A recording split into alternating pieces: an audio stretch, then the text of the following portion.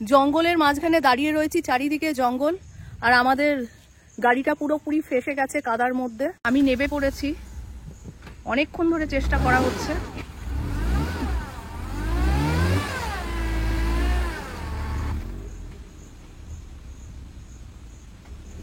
এগিয়েও না, এগিয়েও না, এগিয়েও না, তুমি কিন্তু একদম চলে এসেছো, চলে এসেছো। তুমি একটু নেবে দেখো, নেবে দেখো, একটু নেবে দেখো, তাহলেই বুঝতে পারবে।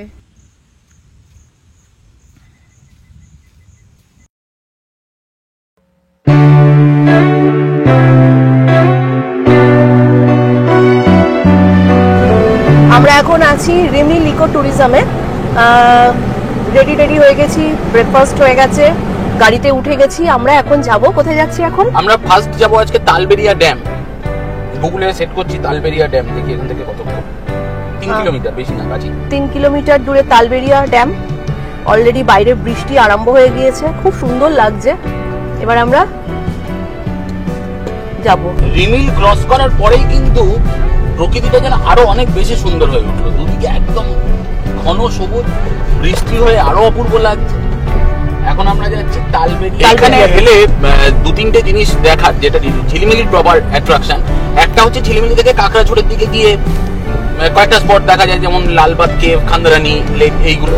আরেকটা হচ্ছে এইখান থেকে এই তালবেরিয়া ড্যাম, সুতান ফরেস্ট বা যেটাকে 12 মাইলের জঙ্গল বলা হয়, সেটা দেখে মুকুটমণিপুর চলে যাওয়া। যেহেতু এই দিকটা আমরা আগে কভার করেছি, এবার আমরা এই দিকটাতে যাচ্ছি। তালবেরিয়া ড্যামের একদম কাছাকাছি চলে এসেছি। রোড কন্ডিশন ভালো না, কিন্তু সৌন্দর্য সত্যি অসাধারণ। এবং যদি বর্ষায় আসা যায়, এই জায়গাটা এত সুন্দর। চারিদিকে ধান চাষ হচ্ছে, দুদিকের যে জায়গাগুলো সেগুলো সব জলে ভরে গেছে, বাইরে বৃষ্টি পড়ছে, অপূর্ব। এবং জায়গাটা একদম ফাঁকা। এই তালবেরিয়াটা হচ্ছে রিমিল ইকো ট্যুরিজমের যে প্রপার্টি, সেখান থেকে অ্যারাউন্ড 3 কিলোমিটার দূরে। এবং এখানে গ্রিনারি, মানে দুদিকে একদম মন ভালো করা সবুজ। আর মাঝে মাঝে যে জনপদগুলো আছে, সেখানে যে কুড়ে ঘরগুলো চোখে পড়ছে, সেগুলো এত সুন্দর করে সাজানো। আমরা চলে এসেছি তালবেরিয়া ড্যামের সামনে।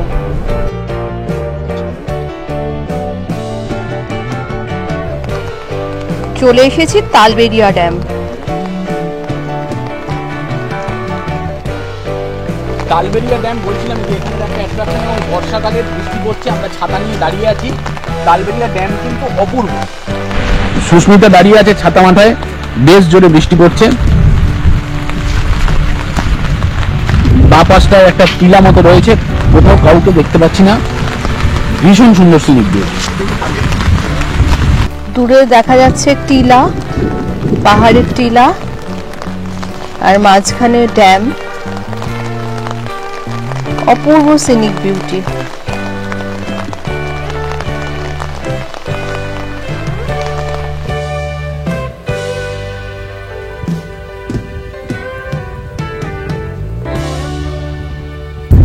তালবেরিয়া ড্যাম দেখে আমরা এখন যাচ্ছি সুতান ফরেস্টের মধ্যে দিয়ে সুতান ওয়াচ টাওয়ারে।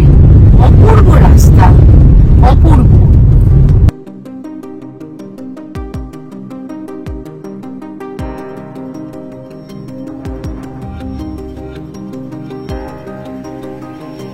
দুদিকে এরকম ঘন সবুজ, মাঝখান দিয়ে এরকম কালো পিচের রাস্তা। যারা বাইক বা গাড়ি চালান তারা জানেন যে কতটা কমফোর্ট, কতটা আনন্দ হয় এরকম রাস্তা দিয়ে গাড়ি চালাতে বা বাইক চালাতে। সুতরাং যারা 2 হুইলার বা 4 হুইলার চালাতে পছন্দ করেন, আর দেরি না করে, যদি স্পেশালি বর্ষার মধ্যে আসেন, শীতকালে যদিও এগুলো খুব সুন্দর একটা মানে প্রপার ভিজিটিং টাইম হিসেবে ধরা হয়, কিন্তু বর্ষাকালে এই রকম গ্রিনারির সৌন্দর্য কিন্তু একদম অন্যরকম। বর্ষাকালে পারলে একবার ঘুরে যাবে। আমরা ঢুকে পড়েছি প্রপার সুতান ফরেস্টের মধ্যে। একটা কালভার্ট আছে, কালভার্ট থেকে বাঁদিকে এই সুতান ফরেস্টটা শুরু হলো।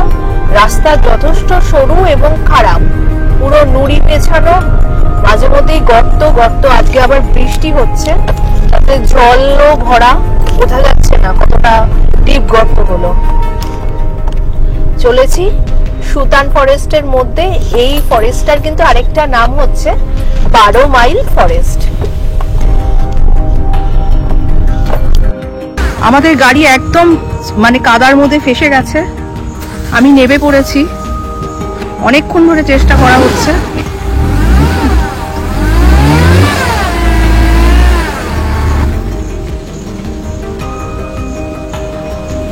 এগিয়েও না, এগিয়েও না, এগিয়েও না, তুমি কিন্তু একদম চলে এসেছো, চলে এসেছো। তুমি একটু নেবে দেখো, নেবে দেখো, একটু নেবে দেখো, তাহলেই বুঝতে পারবে। একটু নেবে নাও, নেবে নাও। হ্যাঁ উঠে গেছে তো, নেবে নাও, নেবে দেখো, তাহলে বুঝতে পারবে।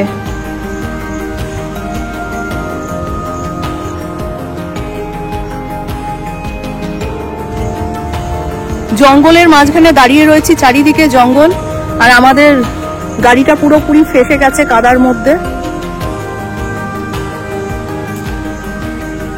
হাতে জুতো, ছাতা সব নিয়ে দাঁড়িয়ে রয়েছে। প্রচন্ড মেঘ মানে ডাকছে, যদি বৃষ্টি নেমে যায় ওই জন্য ছাতাটা নিয়ে নিলাম।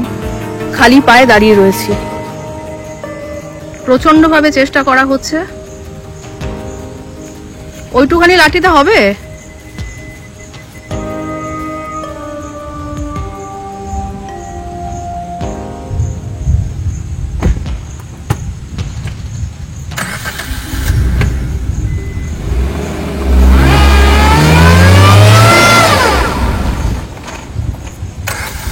উঠে গেছে আমাদের গাড়ি, গাড়ি উঠে গেছে।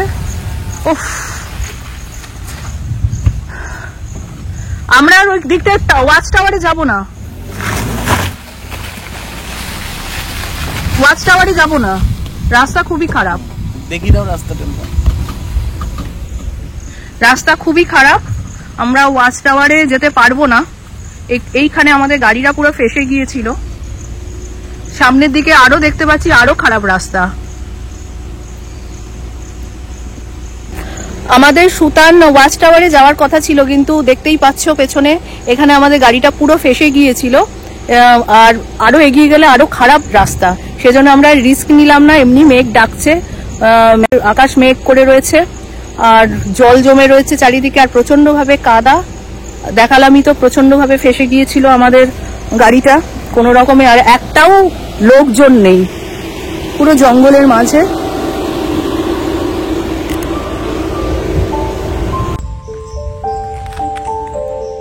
সুতান ফরেস্টের মধ্যে দাঁড়িয়ে আছি।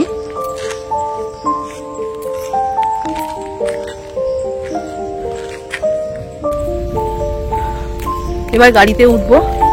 অপূর্ব অপূর্ব। আমরা চলেছি সুতান ফরেস্টের মধ্যে দিয়ে।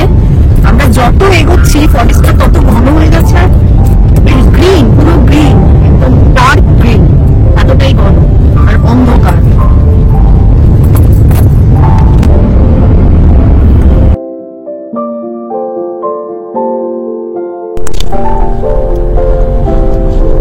বারো মাইলের জঙ্গলটা আমরা জাস্ট ক্রস করেছি। ক্রস করে যে রাস্তাটা রানীবাঁধ ঝিলিমিলি রোড, সেখান থেকে ডান দিকে একটা টার্ন নিয়ে আমরা যাচ্ছি মুকুটমণিপুরের দিকে। এই জায়গাটার নাম হচ্ছে রুদ্র অম্বিকানগর মুকুটমণিপুর রোড। এই জায়গাটার যেটাই যে এক একটা জঙ্গলের এক একটা নাম আছে ডেফিনেটলি, কিন্তু পুরো জায়গাটা, এই জঙ্গলমহল সংলগ্ন পুরো জায়গাটাই কিন্তু একদম গ্রিনারিতে ভরা, এবং প্রত্যেকটা জায়গা ভীষণ সুন্দর। এই প্রত্যেকটা জায়গার নিজস্ব একটা বৈশিষ্ট্য আছে, এবং এখানের গ্রামগুলি সত্যি খুব সুন্দর। ছোট ছোট বাড়ি, সহজ সরল জীবনযাপন মানুষের। রাস্তায় মুরগি ঘুরে বেড়াচ্ছে, তাদের পোষা ছাগল ভেড়া এগুলো সামনাসামনি আছে। রাস্তায় দেখা যাচ্ছে মাঝে মাঝে গরু চড়ে বেড়াচ্ছে, ভীষণ সুন্দর। এবং দূরে কিন্তু একটা টিলার মতো এরকম একটা ল্যান্ডস্কেপ দেখা যাচ্ছে দূরে। খুব ওভারঅল জায়গাটা ভীষণ সুন্দর। মানে দুদিনের ছুটির হিসাবে, যেহেতু কলকাতা থেকে যাতায়াত একদিন করে, তার মাঝে অনেকগুলো স্পট কভার করে নেওয়া যায়। এটা কিন্তু দারুণ। এবং 3 দিন হাতে সময় থাকলে এর সঙ্গে আমাদের ঝাড়গ্রামের যে ভিজিটিং স্পট যেগুলো রয়েছে সেগুলো সব খুব সুন্দর করে ঘুরে আসা যায়। ঝাড়গ্রাম, বাড়ি, কাঁকড়াঝোড়, ঝিলিমিলি, মুকুটমণিপুর পুরোটাকে কভার করে নেওয়া যেতে পারে 3 দিন হাতে সময় পেলে। আর ঝাড়গ্রামের এই যে খান্দারানী লেক, তারপরে অন্যান্য যে জায়গাগুলো আমরা আগেই আমাদের ব্লগে দিয়ে দিয়েছি, লিংক দিয়ে দেবো, অবশ্যই তোমরা দেখে নেবে। আমরা চলে এসেছি মুকুটমণিপুরে। প্রথমেই আমরা দেখব কংসাবতী ড্যাম। সামনেই কংসাবতী ড্যাম, চলো।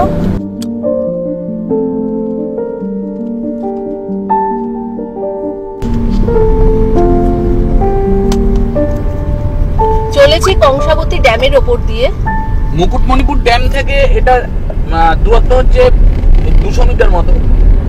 এটা কিন্তু মুকুটমণিপুরের যে ড্যামটা, যেটা অর্ধচন্দ্রাকার, সেই ড্যামটা নয়, এটা অন্য একটা ড্যাম, এটার নাম কংসাবতী ড্যাম।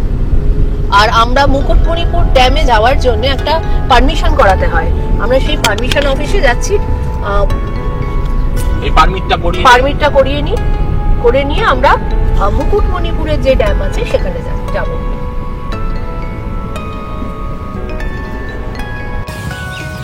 চলে এসেছি কংসাবতী ড্যামের কাছে, তোমাদের ড্যামটা দেখাই।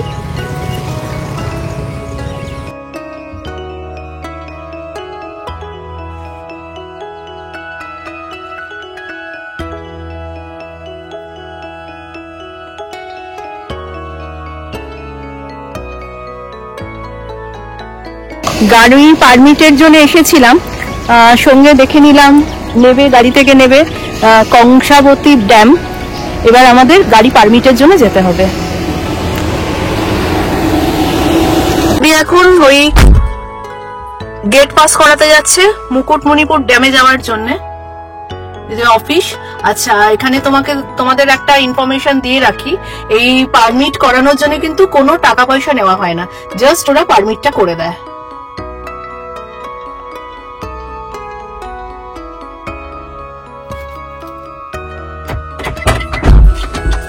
হলো পারমিট, এই যে পারমিটের কাগজ, এটা কংসাবতী ড্যামের এই অফিসটা থেকে করাতে হয়, আলাদা করে চার্জেবল কিছু নয়, কিন্তু এটা না করলে মুকুটমণিপুর ড্যামে ওঠা যাবে না।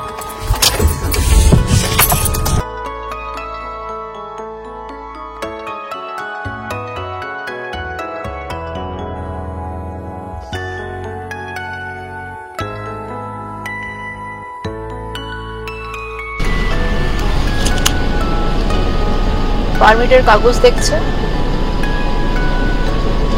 আচ্ছা, পরেশনাথ পাহাড় কি এদিক দিয়ে সোজা চলে যাবে? আর কি আছে বলুন তো? পরেশনাথ, ডিয়ার পার্ক আছে।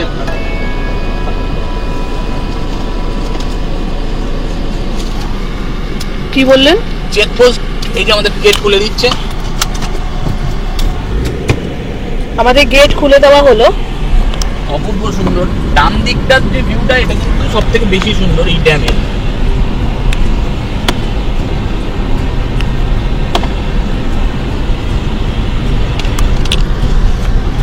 ডান দিকে পুরো কংসাবতী দেখা যাচ্ছে। গাড়ি থেকে নেমে পড়লাম, চেকপোস্ট ক্রস করেই এই মুকুটমণিপুর ড্যামের দিকে আমরা এগিয়ে যাচ্ছি, মানে ড্যামের ওপর দিয়ে যাচ্ছি। একটা জায়গায় দাঁড়িয়ে পড়লাম চেকপোস্ট ক্রস করে, সামনেটা দেখাই। এই জায়গাটা থেকে অপূর্ব লাগছে।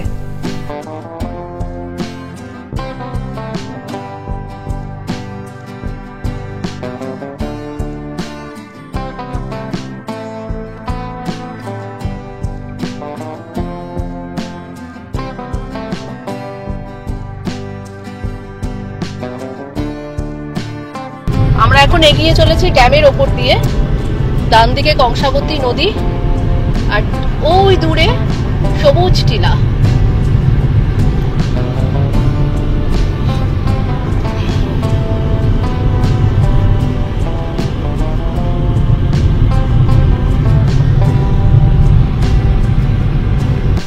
কংসাবতী ড্যামের ওপরেই একদম শেষ প্রান্তে রয়েছে পরেশনাথ মন্দির। আমরা এখন পরেশনাথ মন্দিরে যাব, চলো আমাদের সাথে। পরেশনাথ অভেদ ভাব তীর্থ, গেটটা সুন্দর কাজ করা।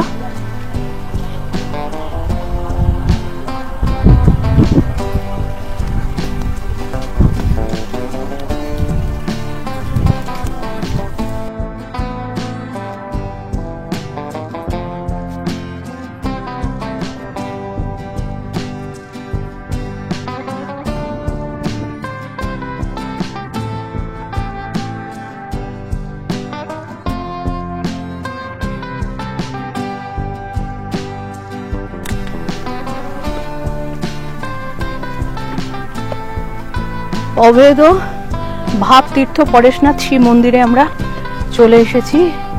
গেটের সামনে অনেকটা উপরে উঠে এসেছি।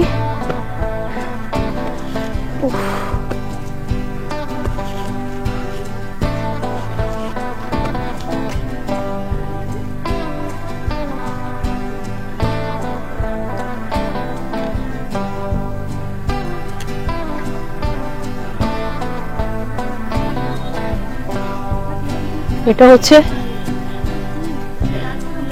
শিব মন্দির।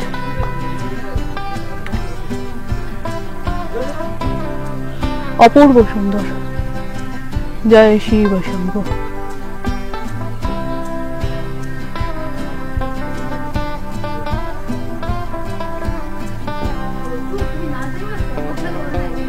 আর এটা হচ্ছে পুরো এরিয়াটা।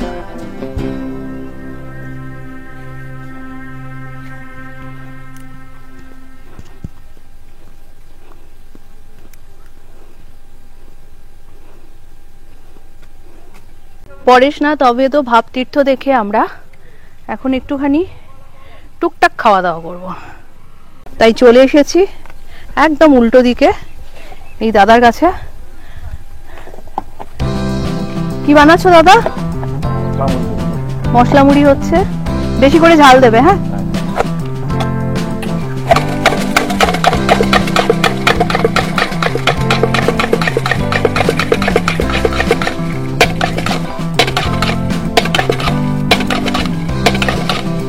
দেখো কি সুন্দর একটা মিউজিক হচ্ছে।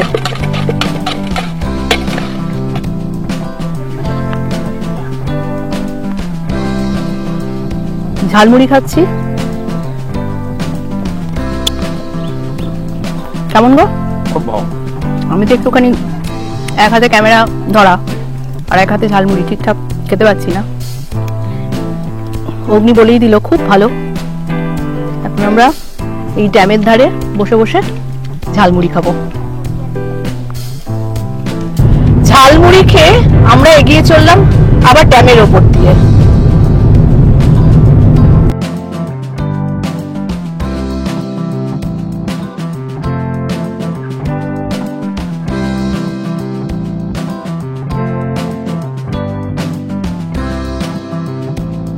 এটা হচ্ছে পরেশনাথ নৌকা বিহার পরিষেবা সমবায় সমিতি।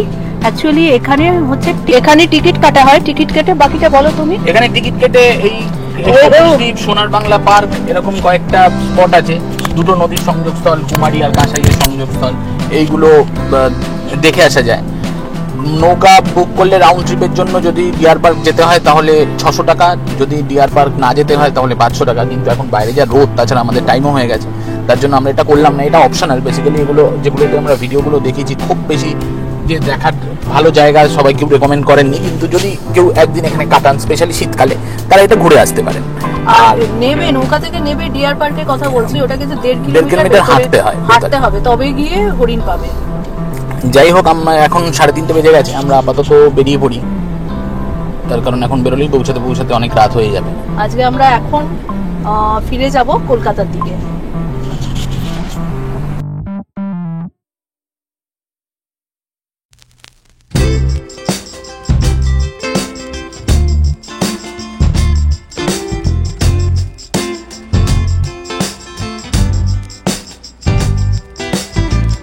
আমাদের এই 2 দিন 1 রাত্রির ছোট্ট বেড়ানো তোমাদের কেমন লাগলো জানিও তো। ঘুরতে যাওয়ার মন করছে, অথচ 2-1 দিন ছাড়া হাতে একদম সময় নেই দূরে কোথায় যাওয়ার? তোমরাও আমাদের মতো ঝাড়গ্রাম চলে আসতে পারো। আমাদের এই ঝাড়গ্রাম ব্লগ দেখে তোমরাও তৈরি করে নিতে পারো ট্যুর প্ল্যান। অবশ্যই ব্লগটা যদি ভালো লাগে লাইক করে দিও, কমেন্ট করো, আর যারা এখনো আমার চ্যানেল সাবস্ক্রাইব করোনি তারা অবশ্যই চ্যানেলটা সাবস্ক্রাইব করে দিও। দেখা হচ্ছে আবার অন্য কোনো জায়গায়, সঙ্গে থেকো। টাটা।